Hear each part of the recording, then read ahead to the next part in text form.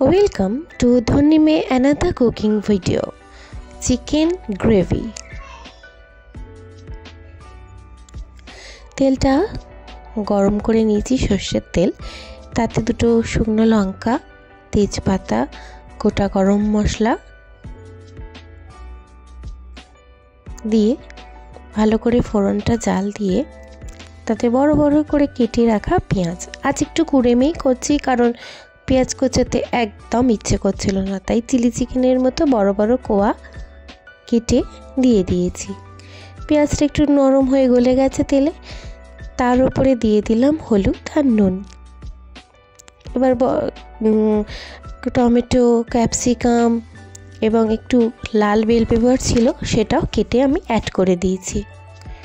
একটু সব ভাজা ভাজা হয়ে গেছে,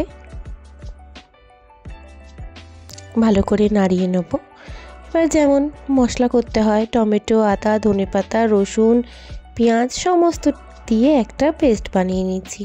কাঁচা লঙ্কা, সেই সমস্ত পেস্টটা দিয়ে দিলাম। আজ একটু ফাঁকিবাজিরই রান্না করছি, সেটা ঠিক, তবে ভাবলাম তোমাদের সাথেও শেয়ার করি। খেতে কিন্তু দারুণ হয়েছিল।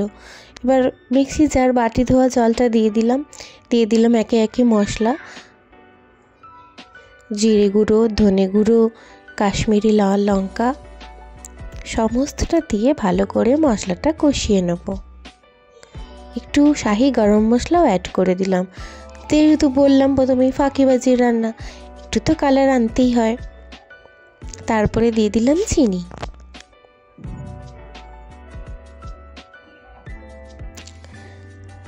এবার একটু চিকেন সেদ্ধ করে রেখেছিলাম, সেই স্টকটা দিয়ে দিলাম।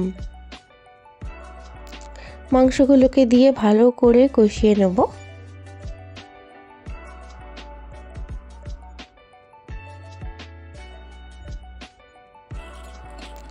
দেখো, দমে শুধু রেখে দিয়েছি, তাতেই কালার চলে এসছে। ফাঁকিবাজি রান্না হলেও এইভাবে যখন হাতে কিছু রান্না করতে ভালো লাগবে না, এইভাবে করে দেখো, ভালো টেস্ট হয়। এবার একটু ধনেপাতা কুচি দিয়ে আর একটুখানি কষিয়ে গরম গরম পরিবেশন করো, রাইস, রুটি, পরোটা বা তোমাদের প্রিয় ভাত দিয়ে।